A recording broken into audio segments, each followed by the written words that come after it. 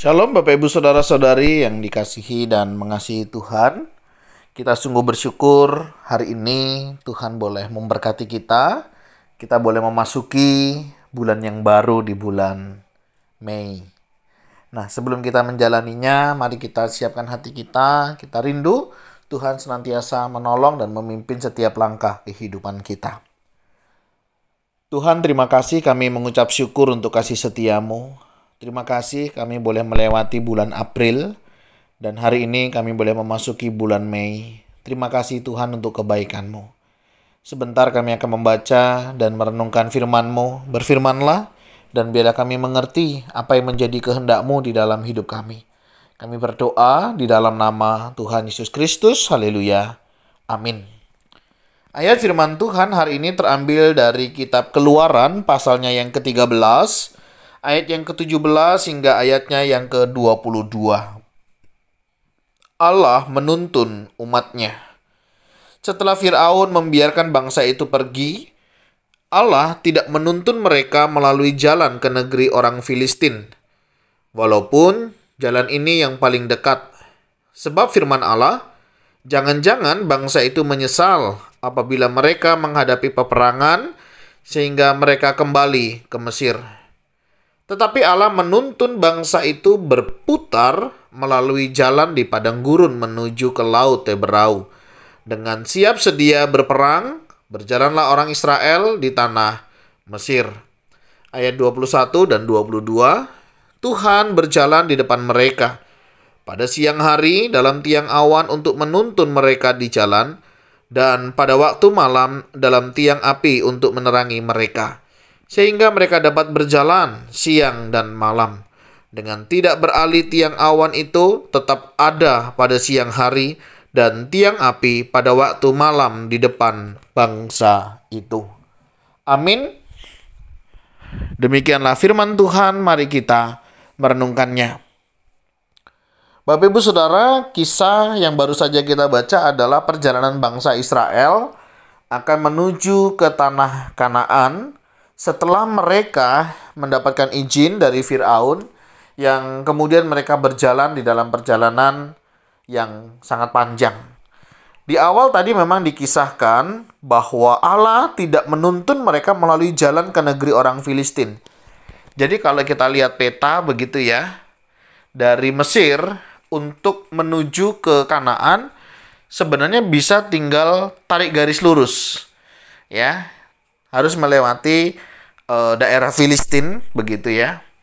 Tetapi Allah tidak melewatkan mereka melalui jalan itu. Padahal jalan dari Mesir ke tanah Kanaan itu jauh lebih cepat. Ya, kalau perjalanan nggak sampai 1 bulan seharusnya ya. Dengan garis peta seperti itu jauh lebih cepat dan jauh lebih efektif begitu. Nah, kenapa Allah tidak mengizinkan hal yang demikian? Ada beberapa alasan yang disampaikan. Nah, salah satunya, jangan-jangan bangsa itu menyesal, begitu ya, apabila mereka menghadapi peperangan sehingga mereka kembali ke Mesir. Artinya perjuangan yang sudah dibangun selama ini, jangan hanya gara-gara mungkin ketemu orang-orang Filistin mereka jadi balik, saudara. Ya, tidak ada sebuah penghargaan yang bisa mereka lalui. Ibarat kata, saudara ya, jalan yang mudah bukan berarti itu baik. Atau jalan yang sulit bukan berarti itu tidak baik. Nah, Tuhan itu waktu mengizinkan sesuatu terjadi dalam hidup kita, dia punya maksud. Misalnya yang ini, Tuhan tidak mempermudah semuanya. Kenapa? Seringkali kan, contohlah dalam kehidupan kita.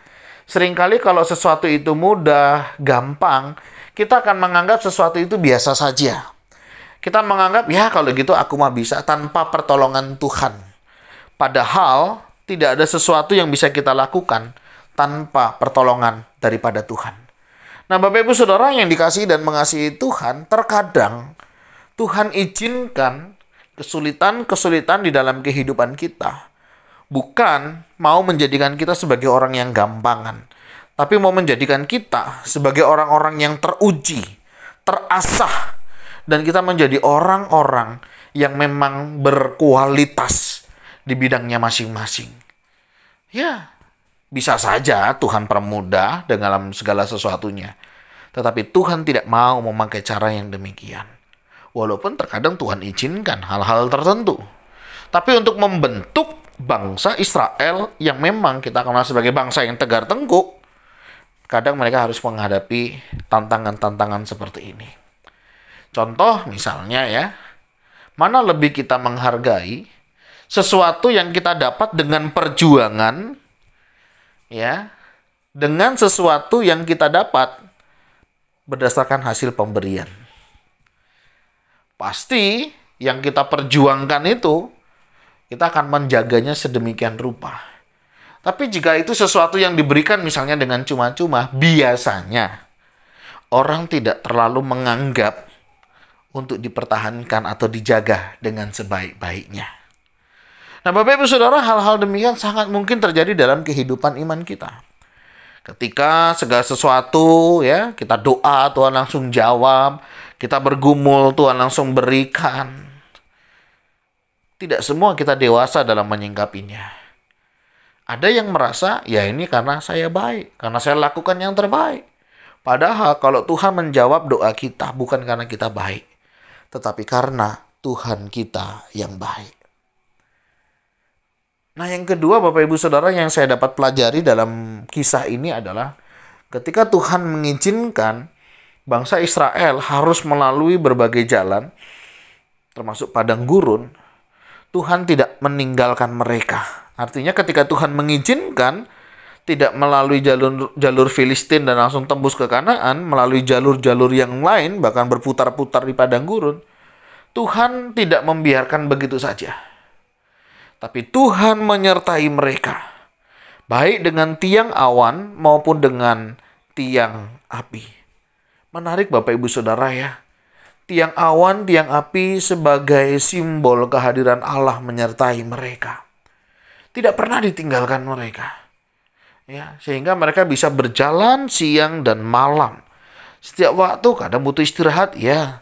Tapi ketika mereka mau berjalan malam pun, tiang api itu menyertai mereka. Memberikan terang, memberikan kehangatan. Begitu juga dengan tiang awan. Bayangkan, padang gurun yang panasnya luar biasa. Ya, Indonesia hari-hari ini panasnya luar biasa. Saya nggak tahu membayangkan gimana padang gurun. Saya juga belum pernah ke tanah Israel begitu ya. Semoga suatu saat, saudara. Nah, dari sini kita bisa melihat dan membayangkan bagaimana panas terik matahari itu bisa membakar kulit dan lain sebagainya. Tapi Tuhan Allah kita, Allah yang penuh belas kasihan, Dia memberikan tiang awan supaya bangsa Israel bisa melewati semuanya itu dengan baik. Nah, kemudian saudara, di dalam perjalanannya memang kita tahu ya, berdasarkan kisah-kisah yang ditulis dalam Alkitab, mereka menghadapi banyak tantangan, pergumulan. Tetapi itu semua menyaring setiap mereka. Siapa mereka nanti yang bakal masuk ke dalam tanah Kanaan? Artinya yang benar-benar keluar, mereka adalah orang-orang yang benar-benar mengalami anugerah dari Tuhan. Bukan berdasarkan kekuatan kita, bukan berdasarkan kemampuan kita. Bukankah demikian yang kita alami? Keselamatan anugerah yang Tuhan berikan itu memang cuma-cuma. Tetapi bukan berarti sesuatu yang cuma-cuma ini kita abai, kita tidak peduli. Sehingga ada firman Tuhan katakan, kerjakanlah keselamatanmu. Bukan berarti keselamatan bisa hilang, tidak. Tetapi hiduplah bertanggung jawab sebagai orang yang sudah diselamatkan. Nah, itu janji penyertaan Tuhan di dalam hidup kita.